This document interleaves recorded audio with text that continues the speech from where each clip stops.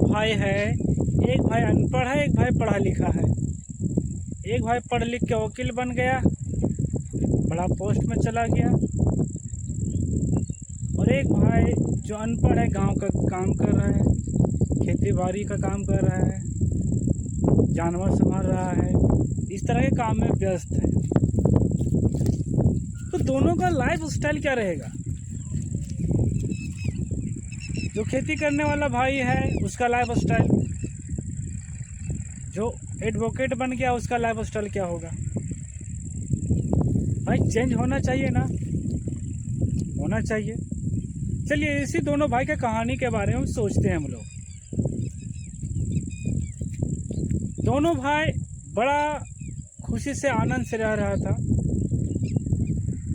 छोटा भाई जो था कम पढ़ा लिखा था, मतलब साक्षर था लेकिन पढ़ा लिखा नहीं था। वो घर का काम जो है खेती बाड़ी करना, घर का जानवर को संभालना उसका काम था।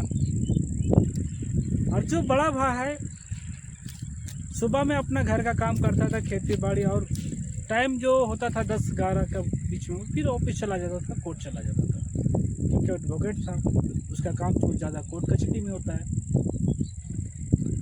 और दोनों भाई बड़ा खुशी आनंद से अपना जीवन बिता रहे थे। दोनों का अच्छा था, दोनों का परिवार था, दोनों का फैमिली अच्छा चल रहा था, दोनों ज्वाइंट में जी रहे थे। और यह खुशी देखकर एक पड़ोसी बूढ़ी को रहा नहीं गया। बूढ़ी लोग हमेशा घर फोड़ने के बाद सोचती है ना, हर गांव में हर पड़ोसी में ऐसा देखने को मिलता है।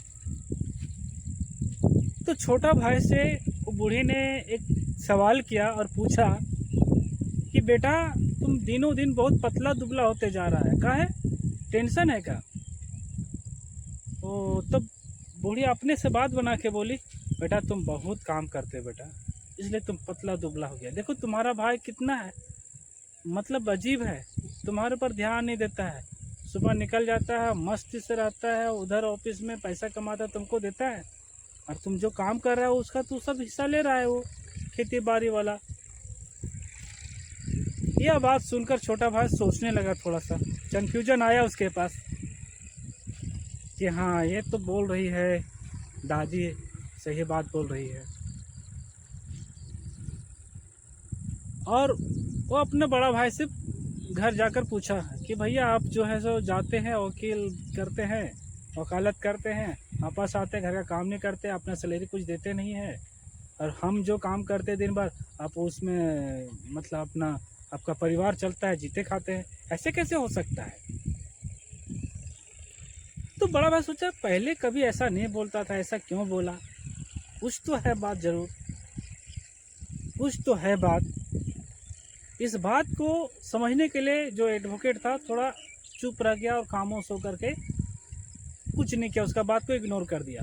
फिर दूसरा दिन भी भाई बोला, रिपीट किया। दूसरे दिन वो बूढ़ी मिली, बोली बेटा कुछ बात बोला भाई से? बोला हाँ दादी बोले थे। कुछ नहीं बोला, चुपचाप रहा, चला गया।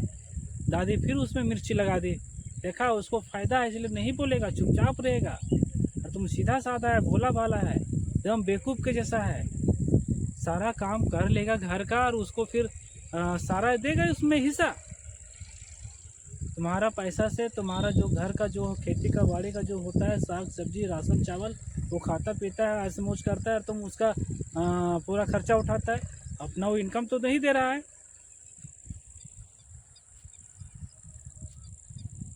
ये बात सुना फिर उसका दिमाग घूम गया, और फिर दूसरा दिन भाई से रिपीट किया। बोला ठीक है, रिपीट किया। भाई बोला कि भैया अब से हम बैल गरू नहीं चराएंगे,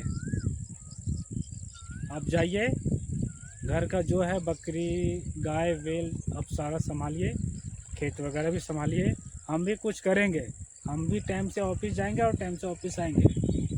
बोला क्या करेगा बताओ? बोला हम करेंगे कुछ, हमको पैसा दो, कुछ बिजनेस करेंगे। तो दूसरा दिन से उसका छोटा जो बड़ा भाई था वो कुछ नहीं बोला, इग्नोर किया उसके बात को। घर का जो भी काम था वो करके जाता था अपना ऑफिस, और शाम में आकर के फिर करता था काम। और उसको बिजनेस करने के लिए उसको पैसा दे दिया 5 लाख रुपया। वो 5 लाख ले करके वो अनपढ़ भाई वो बिजनेस करने के लिए निकला, वो रास्ता में निकल गया, वो 5 लाख ऐसे जेब में पकड़ लिया। वो रास्ता में जाकर बोल रहा है आदमी से, मेरे पास 5 लाख है, हमको बिजनेस करना है भैया, क्या बिजनेस करें, पूछ रहा है लोगों से।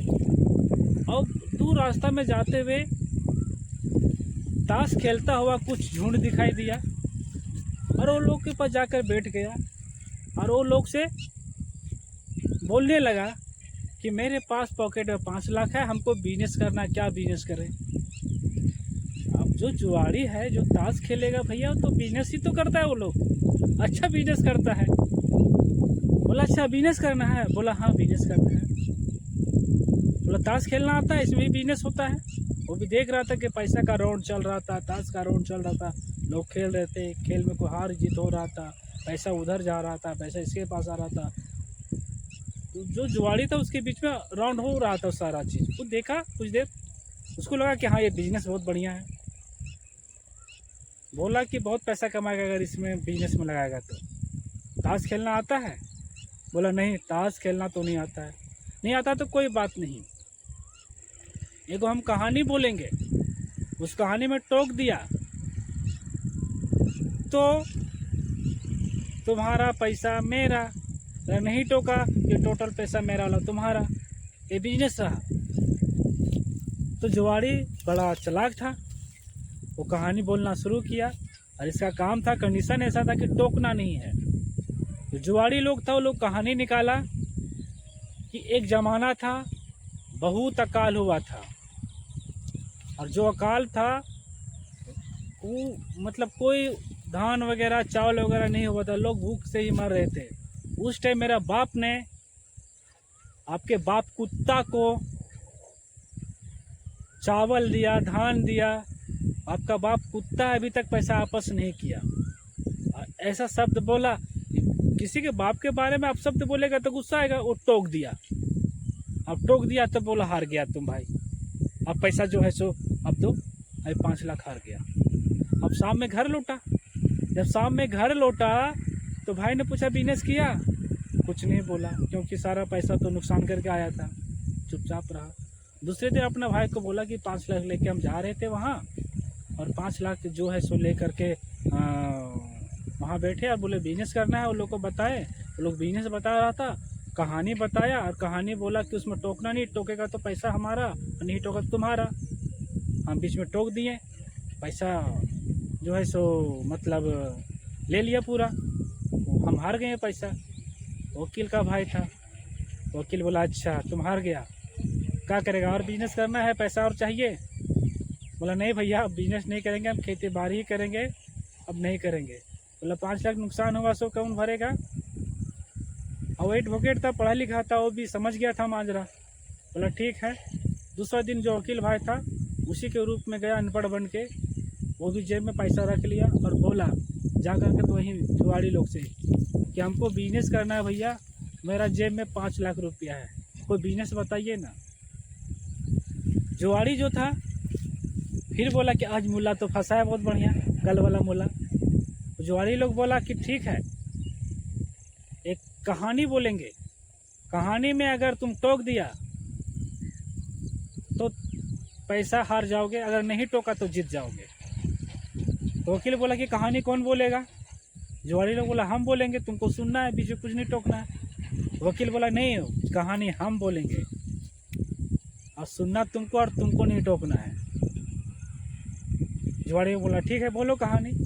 वकील साहब ने कहानी चालू किया और बहुत अच्छा कहानी चालू किया कि मेरा घर में एक गधा था, गधा को चराने ले गए, गधा ने चरा और बरगद का दाना खा लिया, और बरगद का दाना खाया और खाने के बाद उसका पेट से बरगद का पेड़ निकला, और बरगद का पेड़ जो था बहुत बड़ा हो गया, और गधा भी घूम रहा है तो पेड़ भी घूम रहा है, और पेड़ के ऊपर हमने मिट्टी डाला, और मिट्टी डाला तो मिट्टी डालकर उसमें पूरा फसल लगाया, और उसी साल अकाल हुआ।